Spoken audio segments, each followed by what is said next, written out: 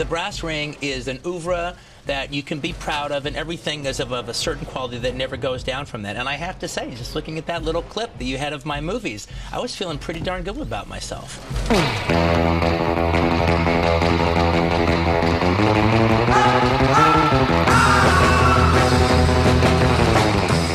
What else is there to say about Quentin Tarantino that hasn't already been said? Unmistakable style, cinematic influences worn on his sleeve, pitch-perfect casting, dialogue that film nerds cite like scripture. Say what again? I dare you. I double dare you, motherfucker. Say what one more goddamn time. Even if you skirted his filmography, you've absorbed the highlights through cultural osmosis. Yes, all the highlights. And across everything he's made, the film where his control of tone and language is at its sharpest is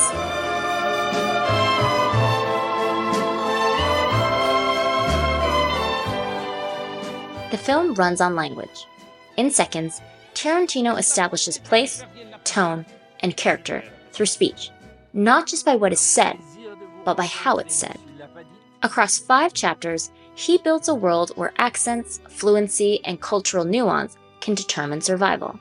One wrong inflection can be a death sentence, and no other film of his demonstrates this with the same precision. Above the floor, Tarantino's method is to load the screen with verbal detail before the audience realizes something important is being revealed underneath the floor. Subtext is salient and often serves as a trap. Rather than relying on blunt exposition, Tarantino lets characters perform themselves through speech, and those performances carry consequence. The opening farmhouse scene is a blueprint of this approach. Pierre Lapidie is visited in his home by SS Colonel Hans Landa. Landa's courtesy is surgical. He compliments the family, mentions gossip heard in the village, and then asks Lapidie to repeat what people say about him, even though Landa already knows. Please tell me what you've heard. That the Führer has put you in charge of rounding up the Jews left in France. That request is not information gathering so much as staged performance. Landa wants fear to reveal itself. Both men are performing. Lapidie plays the harmless French farmer the SS should overlook, and Landa plays the master detective hunting Jews in the countryside. He leans so hard into the performance that he even produces a comically large pipe that recalls the silhouette of another fictional detective we all know. The moment Landa switches from French to English, Lapidie becomes more exposed. Je vous demande la permission de passer à l'anglais pour le reste de la conversation. Certainement. He's dragged into a language he doesn't command, and that strain makes him falter.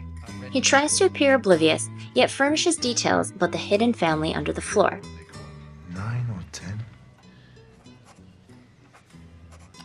The entire exchange functions as a linguistic trap. In English, the Jewish family underneath the floorboards cannot understand what is being said. Their fate is sealed without understanding a single word that decides it. You're sheltering them underneath your floorboards, aren't you?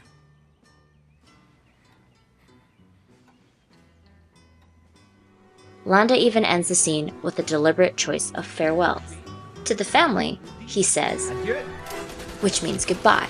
To Shoshana, as she flees, he calls, Shoshana! not goodbye, but until we meet again. Chapter 2 resets the register. Lieutenant Aldo Raine and his bastards speak blunt Southern English. Jewish American soldiers. Raine's Tennessee drawl and abrasive cadence are the polar opposite of Landa's cultivated politeness. Where Landa probes and mesmerizes, Raine bulldozes. His language rallies his men through raw intimidation and moral clarity, rather than psychological theater. The bastards' interrogations run like a mechanical procedure.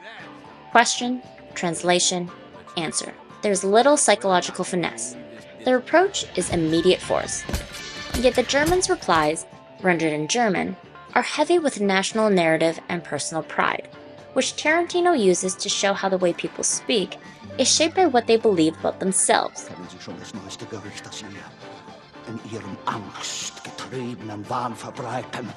Shoshana reappears 4 years later in Paris as Emmanuelle Memeux, a cinema owner hiding her Jewish identity. Here, speech becomes a survival strategy. Frederick Zoller, the German sniper turned propaganda star, alternates polite French and rigid German, reflecting his split role as public celebrity and national symbol. Propaganda becomes a theme spoken in multiple languages. Landa cultivates the myth of the Jew hunter. The Bastards craft their own terror brand.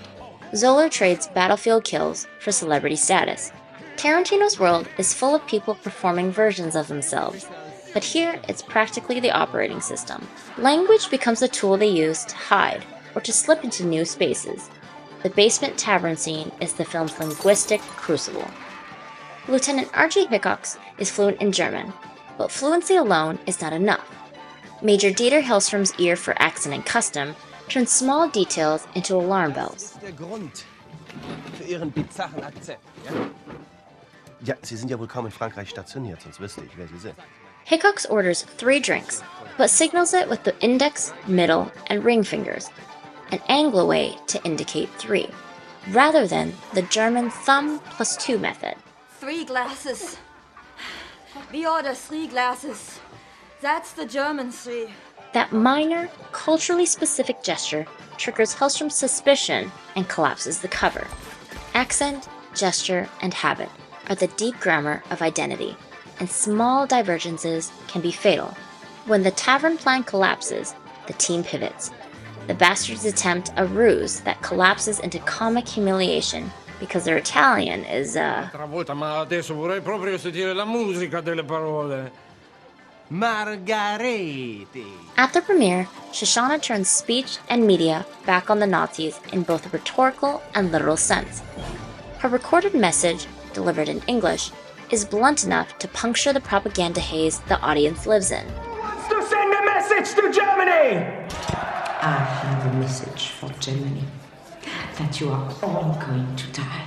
And I want you to look deep into the face of the Jew who is going to do it.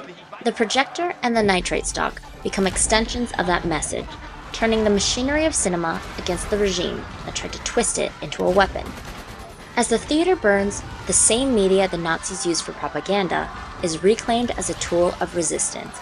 A reminder that film is meant for expression, not indoctrination. Tarantino closes the loop by rewriting history through the language of cinema itself. In the final scene, Landa tries to rewrite his own story.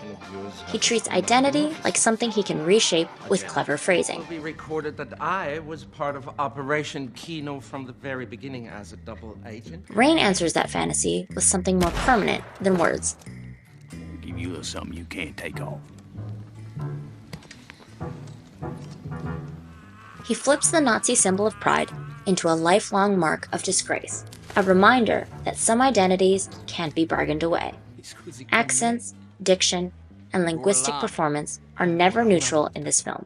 They expose character, shift power, decide who lives, who dies, who tells your story. Tarantino builds the entire story on that principle, turning language into the engine of tension and violence. Rain jokes that he has finally made his masterpiece. I think this just might be my masterpiece. And Tarantino, working on a larger canvas, might have made his.